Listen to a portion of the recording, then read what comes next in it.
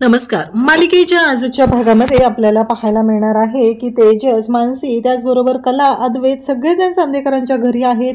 कृष्ण जन्माष्टमीचा सोहळा खूप आनंदात सेलिब्रेट केला जाणार असतो.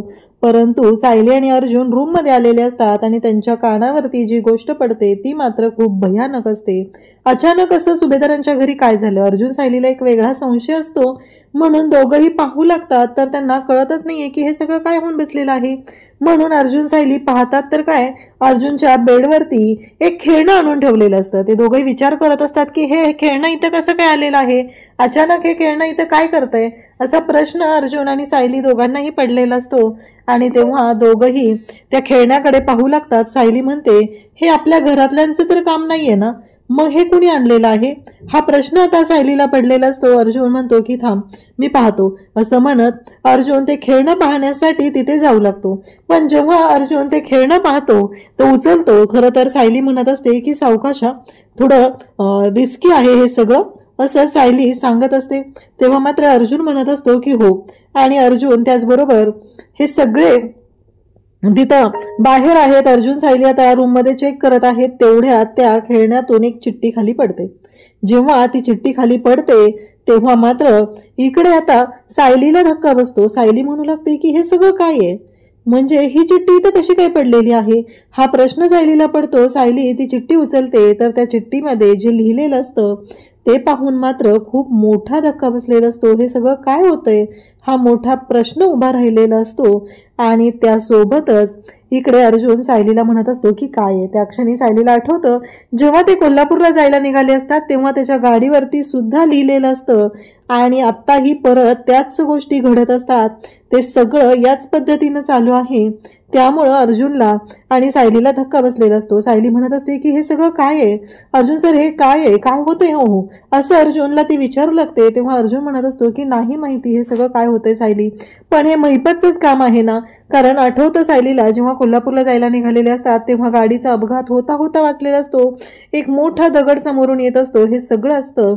आणि त्यासोबतच महिपतनं दिलेली धमकी ही सुद्धा सायलीला आठवत असते. सायली म्हणत असते म्हणजे हे सगळं काम त्या महिपतचं आहे. अर्जुन म्हणतो की असू शकतं, पण आता आपण त्याच्या विरोधात काहीच करू शकत नाहीये, कारण तो एवढ्या पुढे गेला असेल, याच्यावरती कोण विश्वास ठेवणार आहे. तेव्हा मात्र इकडे सायली म्हणत असते पण हे सगळं काय होतंय हो, आपण काय करायचं नक्की. अर्जुन म्हणतो की आत्ता आपण पोलीस कंप्लेंट करू शकतो, पोलिसांना इन्फॉर्म करूया. तेव्हा सायली म्हणते घरात एवढी सगळी माणसं आलेली आहेत आणि आपण हे सगळं कसं मॅनेज करणार आहोत, असं ती अर्जुनला विचारू लागते. तेव्हा अर्जुन म्हणत असतो की हो बरोबर आहे सायली तुझं, पण आपल्याला ह्या सगळ्या गोष्टी मॅनेज कराव्या लागणार आहेत. मी पोलिसांना तिकडे रिक्वेस्ट करतो आणि सांगतो की तुम्ही साध्या कपड्यांमध्ये या, म्हणजे घरात कोणाला शंका येणार नाही, असं अर्जुन ठरवतो. तेव्हा मात्र सायली म्हणत असते की हो अगदी बरोबर आहे, जर तशा पद्धतीने जर झालं तरच आपल्याला या सगळ्या गोष्टी सॉल्व करता येतील, असं हे बोलणं चालू झालेलं असतं. आणि तेव्हा मात्र इकडे सायली म्हणत असते की खरंच अहो मला ना कळतच नाहीये की हे सगळं काय होऊन बसलेलं आहे. आणि सायली मात्र शांतपणे ही परिस्थिती हँडल करण्याचा प्रयत्न करत असते. ती म्हणते की मी कला आणि मानसीला ताब्यात घेते आणि आम्ही सगळेजण मिळून काही शोध लावता येतोय का ते पाहतो, असं ती सांगू लागते. इकडे कुमुद मावशी मात्र आता बाथरूममध्ये गेलेली असते आणि तिथे बिड्या ओढत ती बसलेली असते. आणि त्याचवेळी तिला महिपतचा सुद्धा कॉल आलेला असतो. आणि महिपतचा जो कॉल आलेला आहे त्या कॉलवरूनच तिला आता कळलेलं असतं. महिपतला ती सांगत असते की हे सगळं जे काही आहे ना ते मी व्यवस्थित करेल. अहो साहेब असं काय करताय तुम्ही, याच्या आधी काय मी काम केलेलं नाही वे, कितीतरी वेळा केले. आणि तेजस मात्र कुमुद मावशी करत बोलवत आलेला असतो, परंतु हे सगळं काय आहे हा प्रश्न पडलेला असतो. तेव्हा मात्र तेजस म्हणू लागतो की नाही काहीतरी वेगळा प्रॉब्लेम होतोय, हे तेजसच्या लक्षात आलेलं असतं. आणि तेजस म्हणत असतो की नाही ह्या सगळ्या गोष्टी काहीतरी वेगळ्या वळणावर चाललेल्या आहेत. त्यामुळं तेजस हाका मारत असतो. पण कुमुद मावशीच्या जेव्हा लक्षात येतं, तिने मात्र इकडे तिच्या साहेबांना शब्द दिलेला असतो. आणि कुमुद मावशीला लक्षात येतं की कोणीतरी बाहेर आलंय. मग ती फ्लॅश ऑन करते आणि पाण्याचा आवाज करते आणि ती बाहेर येते. तेजस तिला काय विचारायला जातो, तुम्ही येणार आहे का बाहेर पूजेला, तुम्ही बाहेर पूजेला येणार आहे का. पण ही मात्र काय बोलत नसते. आग आग, सगळं जळून राख होणार, पेटणार, मोठा जाळ होणार, आग आग. तेजस म्हणतो काय झालं यांचं, तेजस म्हणतो काय पेटणार आहे, काय आग आग होणार आहे. तेव्हा ती मग त्याच्या अंगावर अशी वस्कन जाते. तो म्हणतो मी तुम्हाला एवढंच विचारते तुम्ही बाहेर येणार आहे का नाही. तेव्हा मात्र हे सगळं जेव्हा चालू आहे तेव्हा ती अशी विचित्र पद्धतीने अंगावर आलेली पाहून तेजस मात्र तिला शांत करण्याचा प्रयत्न करतो आणि म्हणतो, नका, ठीक आहे, तुम्ही इथेच थांबा, नका येऊ बाहेर, असं तेजस तिला सांगत आहे. आणि तेव्हा मात्र कुमुद मावशी म्हणते की हो. आणि मग तेजस आता तिथून जाऊ लागतो, कारण तेजसला असं वाटत असतं की काय माहिती ह्या बाईनं जर काय फेकून मारलं तर काय करू, असा तेजसला आता भीती वाटायला लागलेली असते. तेजस मात्र शांतपणे तिथे उभा होता. आता इकडे रविराज हे पुण्याला गेलेले असतात एका कामासाठी. आणि मग प्रतिमा जी आहे ती विचार करत असते. आणि तेव्हा मात्र प्रतिमाच्या डोक्यातून विचार काही थांबत नसतात. प्रतिमा म्हणत असते की नाही, काहीतरी वेगळं घडतंय हे प्रतिमाला वाटत असतं. आणि प्रतिमाच्या हातामध्ये छोट्या तन्वीचा फोटो असतो. आणि त्या फोटोकडे पाहून ती म्हणत असते की नाही, लहानपणी एवढी निरागस असलेली माझी मुलगी आता अशी का झालेली आहे. तेवढ्यातच कल्पनाचा फोन आलेला असतो. कल्पना म्हणत असते की अगं प्रतिमा, तू आणि रविराज भाऊजी निघालात का. तेव्हा प्रतिमा म्हणते की अगं नाही, हे आहेत ना, हे पुण्याला गेलेले आहेत आणि आता रविराज संध्याकाळपर्यंत येतील, पण आम्ही ना आज नाही येऊ शकत ग. तेव्हा ती म्हणते काय झालं, तुझी तब्येत ठीक नाही आहे का. प्रतिमा म्हणते की तब्येत ठीक आहे ग, पण मला ना कळत नाही आहे की लहानपणी एवढी निरागस असणारी आपली तन्वी आता कशी अशी झालेली आहे. अगं तुला माहिती आहे का, मी ना आश्रमात गेले होते ना आता, तेव्हा तिथे ना तन्वीने काढलेलं जे चित्र होतं ना ते पाहिलं. तेव्हा मात्र मला धक्का बसला, कारण तन्वीनं जे चित्र काढलेलं होतं ते चित्र अगदी हुबेहूब लहान असताना तन्वी काढायची ना तसंच होतं. मला ना कळलं ते. तेवढ्यात नागराज मात्र पाठीमागं उभा असतो आणि नागराज हे सगळं ऐकतो. नागराज म्हणतो, हे सगळं काय होऊन बसलंय, म्हणजे हिला आता अपघाताच्या आधीचं आठवायला लागलेलं आहे. आणि मग कल्पना म्हणू लागते की अगं प्रतिमा, किती चांगली गोष्ट आहे ना ही, मग तुला आठवलंय ना सगळं, खरंच ही खूप मोठी गोष्ट आहे, असं कल्पना म्हणू लागते. तेव्हा प्रतिमा म्हणते, पण काय करू सांग ना, म्हणजे मला कळतच नाहीये की एवढी निरागस असलेली आपली तन्वी आता कशी काय अशी झाली असेल ग. तेव्हा कल्पना म्हणते की अगं तू इकडे ये जरा, पूजेत रमलीस तर तुला बरं वाटेल. तेव्हा प्रतिमा म्हणते की नाही नको, मला, मी नाही येत तिकडे. तेव्हा कल्पना म्हणते की ठीक आहे, बरं तुला आत्ता नको वाटतंय ना, उद्या ये, उद्या दहीहंडीला तू आणि रविराज भाऊजींनी यायचं आहे. तेव्हा कल्पना सांगू लागते की हो, सुमनच्या भावाकडे जायचं आहे, तिकडं आम्ही जातो आणि त्यानंतर मग आपल्या घरी येतो, असं कल्पनाला ती सांगते. आणि आता नागराजच्या मात्र शिट्ट्या वाजायला लागलेल्या असतात. कल्पना इकडे म्हणत असते की खरंच ही खूप चांगली गोष्ट घडलेली आहे, मला कधी एकदा यांना सांगते असं झालंय. आता एकाच वेळी सायली, त्याचबरोबर अद्वैत आणि त्याचबरोबर कला खाली आलेले असतात. आणि मग ते म्हणत असतात की काय चाललंय, एकाच वेळी ते वेगवेगळी नावं, कुठं काय शोधताय तुम्ही, असं विचारल्यानंतर एक जण सांगतोय की तेजसला शोधतोय, एक जण सांगतोय की कॉफीचा मग, आणि एक जण सांगतोय हार. आता नक्की काय, हा मोठा प्रश्न उभा राहिलेला असतो. आणि तेव्हा मात्र सगळेजण म्हणतात कसला हार, काय चाललंय तुमचं. तेव्हा इकडे सायली सांगू लागते की मला ना अद्वैत भाऊजींना कॉफी द्यायची होती, त्यासाठी मी कॉफीचा मध शोधत होते. कला म्हणते की माझा हार सापडत नव्हता, तो हार मी शोधत होते. आणि त्यानंतर अद्वैत म्हणतो की तेजस. आबा म्हणतात, अरे ह्या दोघी निर्जीव वस्तू शोधतायत अद्वैत, तू तर तेजसला शोधत होता ना, आवाज दिला तर तो आला असता स्वतःहून पळत तुझ्याकडे, आणि हे काय सगळं काय चाललंय रे तुमचं. तेव्हा ते म्हणतात की हो. तेवढ्यातच तिथे अस्मिता आलेली असते, सगळ्यांना सरबत देते. आणि मग सगळेजण बोलत असतात, मग तेजस बाहेर असेल, मी त्याला बाहेर गार्डनमध्ये शोधतो, असं म्हणत अद्वैत आता बाहेर निघालेला असतो. तेवढ्यातच अस्मिता आणि त्याचबरोबर अर्जुन कुठे हा प्रश्न पडलेला असतो. म्हणून कल्पना म्हणते की अर्जुन कुठं आहे. तेव्हा सायली म्हणते कदाचित ते बाहेर असतील, असं म्हणत आता एक एक जणाला इकडे आता बाहेर पाठवलं जात असतं. आणि त्यासोबतच आता हे सगळेजण विचार करू लागतात. आणि मग कला मात्र इकडे अद्वैतला भांडायला सुरुवात करते, काय रे चांदेकर, एवढा मोठा तू द ग्रेट अद्वैत चांदेकर, तुला साधं खोटंही बोलता येत नाहीये. तेव्हा अद्वैत म्हणतो, काय चाललंय तुझं, इथेही भांडायला लागलीस का माझ्याशी तू.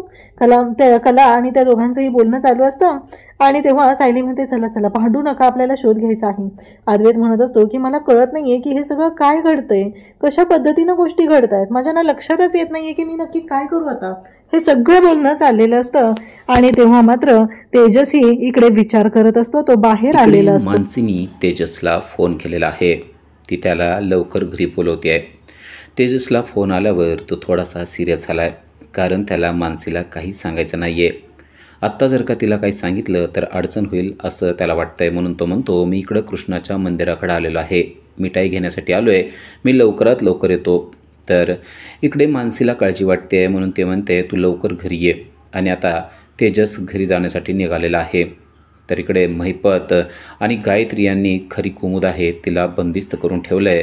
आणि गायत्री विचारते आहे की कधी तुझी माणसं स्फोट घडवणार आहेत ते सांग. आणि इकडं सुभेदारांच्या घरी सर्वत्र खूपच टेन्शनचं वातावरण झालेलं आहे. अर्जुनच्या कुटुंबियांना माहिती नाही आहे की आपल्या घरामध्ये बॉम्ब लावण्यात आलेला आहे आणि अर्जुनने बॉम्ब डिफ्यूज करणारं पथक बोलवलेलं आहे. ते सगळं पथक नॉर्मल वेशात आलेलं आहे, त्यामुळं कोणालाच माहिती नाही आहे हे नक्की व्यक्ती कोण आहेत ते. अर्जुन त्यांचे आभार मानतो की बरं झालं तुम्ही साध्या वेशात आलात ते, अन्यथा आमच्या घरातल्यांना हे समजलं असतं की इथं बॉम्ब आहे आणि त्यांना यामध्ये खूपच टेन्शन आलं असतं. ते सर्वजण म्हणतात आम्हाला आता काम करायला सुरुवात करावी लागणार आहे. अर्जुन त्यांना म्हणतो हो तुम्ही लवकरात लवकर काम सुरू करा. पण कला आणि अद्वैत यांना वेगळीच भीती वाटते. ते म्हणतात जर का घरच्यांना हे कळलं तर त्यांना खूप टेन्शन येणार आहे, तेव्हा आता त्यांना कळू न देता हे सगळं काम करावं लागणार आहे असं बोलणं चाललेलं आहे. अर्जुन म्हणतो मला देखील हेच वाटतंय, आपण कोणालाच काही कळू द्यायचं नाही. जर का हे त्यांना कळलं तर टेन्शनचं वातावरण निर्माण होईल. तो त्या डिफ्यूज पथकाला सांगतो की तुम्ही गुपचूपपणे काम करायचं आहे. अगोदर तुम्ही हॉलमध्ये आणि आसपास कुठं बॉम्ब आहे का ते बघा. आम्ही सर्व दरवाजे बंद करून घेतो आणि इथं कोणालासुद्धा येऊ देत नाही. आता ही मोठी कामगिरी आहे. कलाला वाटतंय पण हे शक्य होईल का, कारण अचानक जर का कोण आलं तर त्यांना समजणार की आपल्या इथं ही नवीन लोक आलेले आहेत आणि ते काहीतरी छाननी करत आहेत. तेव्हा अर्जुन म्हणतो असं काय होणार नाही, आपण काळजी घेऊया, आपण कोणालासुद्धा इथं येऊ द्यायचं नाही आणि इथली छाननी पूर्ण झाल्यानंतर मी सर्वांना सिग्नल देईल. तुम्ही सर्वांनी आपल्या कुटुंबियांच्या आतमध्ये तिथं काळजी घेण्यासाठी थांबा आणि त्यांना कोणाला देखील बाहेर येऊ देऊ नका. आता ही खूप महत्त्वाची जबाबदारी आहे. कोणालासुद्धा हॉलमध्ये येऊ द्यायचं नाही आहे. कला सायली यांना सांगितलेलं आहे की कुटुंबियाची काळजी घेणं खूप गरजेचं आहे. तुम्ही काही करा पण इकडं कोणालासुद्धा येऊ देऊ नका.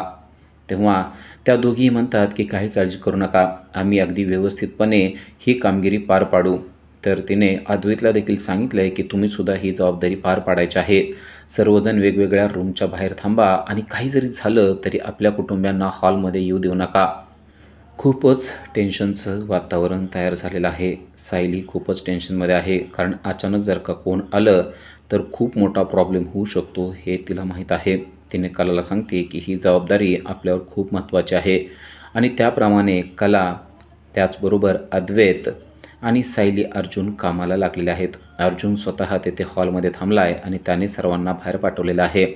अर्जुन स्वतःच्या हातात एक देवापुढची घंटी घेऊन येतो आणि सर्वांना सांगतो की मी सिग्नल देईल की ही घंटी वाजवणार. ती घंटी वाजवली की समजायचं हॉलमधलं सर्व छाननी पूर्ण झालेली आहे. इथली छाननी झाल्यानंतर आपल्याला आपल्या प्रत्येक रूममध्ये देखील छाननी करावी लागणार आहे. ही जर का बेल वाजली की तुम्ही सर्वांनी आपल्या या ठिकाणी परत एकदा एकत्र जमायचं आहे आणि त्यानंतर आपण पुढचा प्लॅन करूया असं त्याने सर्वांना सांगून ठेवलेलं आहे. डिफ्यूज पथक आता कामाला लागलेलं आहे. ते सर्वजण वेगवेगळ्या ठिकाणी कुठे बॉम्ब आहे का ते बघत आहेत. त्यांच्याकडं असलेल्या मशीनच्या साहाय्याने त्यांनी सर्व तपासणी करायला सुरुवात केलेली आहे आणि तेवढ्यात रोहिणी आणि नैना त्याच दिशेनं येत आहेत. अर्जुन अगदी दारातच उभा आहे आणि त्या दोघी जर का आल्या आणि त्या दोघींना जर का कळलं तर अगोदरच या दोघी किती विषारी आहेत हे अर्जुनला चांगलंच माहिती आहे. त्यांना या गोष्टीतलं काहीच कळू द्यायचं नाही आहे हे अर्जुननी अगोदरच फिक्स करून टाकलेलं आहे. पण नेमक्या त्या आता त्याच दिशेनं येत आहेत. इकडं पथक अगदी व्यवस्थितपणे काम पूर्ण करत आहे. अजूनही त्यांना काहीच सापडलेलं नाही आहे. अर्जुन अगदी दारातच उभा आहे आणि तो कोणालासुद्धा येऊ देणार नाही अशा पोझिशनमध्ये व्यवस्थितपणे उभा आहे. दारात उभा असलेल्या अर्जुनला बरोबर त्या दोघी दिसतात आणि अर्जुन त्यांना थांबवतो आणि म्हणतो की तुम्ही इकडं कसं काय आलेला आहात. तेव्हा त्या म्हणतात इकडं म्हणजे आतमध्ये जायचं आहे आम्हाला, जाऊ देत ना. तर तो म्हणतो नाही, आतमध्ये तुम्हाला जाता येणार नाही, तुम्ही माझं एक काम करा. तेव्हा रोहिणी म्हणते तुमचं काम तुम्ही करा ना तुमचं काम. तो म्हणतो नाही, माझं काम सायलीकडे आहे, तेवढं तुम्ही जाऊन आतमधून सुईद्वारा घेऊन या. अर्जुनने त्यांना बळंच काम सांगितलेलं असतं. इकडं पथक आपापलं काम करतच आहे. अर्जुन त्यांना हाकलण्यासाठी हे सगळं करत असतो. अर्जुन त्यांना सांगतो की प्लीज तेवढं सायलीकडं जाऊन तुम्ही जर का सुईद्वारा घेऊन आलात ना तर खूप बरं होईल. तेव्हा रोहिणी म्हणते की कशाला पाहिजे तुला सुईद्वारा. तो म्हणतो ते तिला माहिती आहे, फक्त तुम्ही जाऊन तिला सांगा की अर्जुनला सुईद्वारा पाहिजे आहे. तुम्ही तिला हा निरोप दिला ना की तिला सगळं काही समजेल.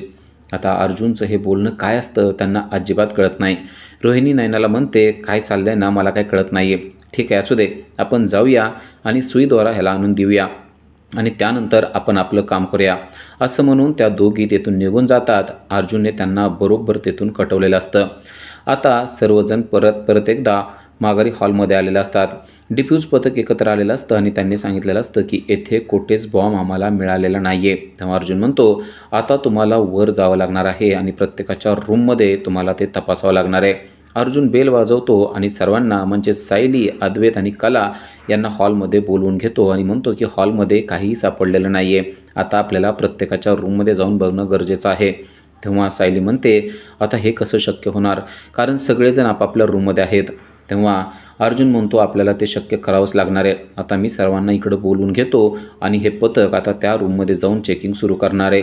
आणि ठरल्याप्रमाणे अर्जुन घरातल्या सर्वांना हाक मारायला लागतो आणि सर्वांना हॉलमध्ये बोलवून घेतो. अचानक जर का त्यांना कळलं की आपल्याकडं बॉम्ब डिफ्यूज करणारं पथक आलेलं आहे, म्हणजे आपल्या घरामध्ये बॉम्ब लावलेला आहे हे कळलं तर खूप मोठा प्रॉब्लेम होणार आहे असं कला म्हणते. तर सायली तिला म्हणते की आपण कोणालाच काहीच कळू द्यायचं नाही आहे. आता हॉलमध्ये एवढं छानपणे त्यांनी काम केलं, सगळी छाननी केली, तशीच आता प्रत्येकाच्या रूममध्ये देखील छाननी होणार आहे. अर्जुन म्हणतो, आता सर्वांना आपण इथं बोलून घेऊया आणि सर्वांना बोलवून हे पथक आहे त्यांना त्यांच्या रूममध्ये पाठवूया. तर इकडं तेजस आता कुमुदच्या घरी आलेला आहे. तो बरोबर त्या ठिकाणी पोहोचलेला आहे जेथे त्याला जायचं होतं. तो कुमुदच्या घरी पोहोचतो आणि त्या ठिकाणी आपल्याला काही मिळतंय का हे तो पाहू लागलेला आहे. त्याने सगळं साहित्य इकडं तिकडं करायला सुरुवात केलेली आहे. एखादी फाईल, एखादं डॉक्युमेंट काहीतरी मिळालं तर बरं होईल हे त्याला माहीत आहे. आणि तो सगळी शोधाशोध करत असताना त्याच्या हातात काही डॉक्युमेंट देखील लागलेले आपल्याला पाहायला मिळत आहेत. तो एक फाईल शोधत असतो आणि त्यामध्ये त्याला काही डॉक्युमेंट दिसतात आणि त्याच ठिकाणी त्याला दिसतं ते म्हणजे खऱ्या कुमुदचं आधार कार्ड.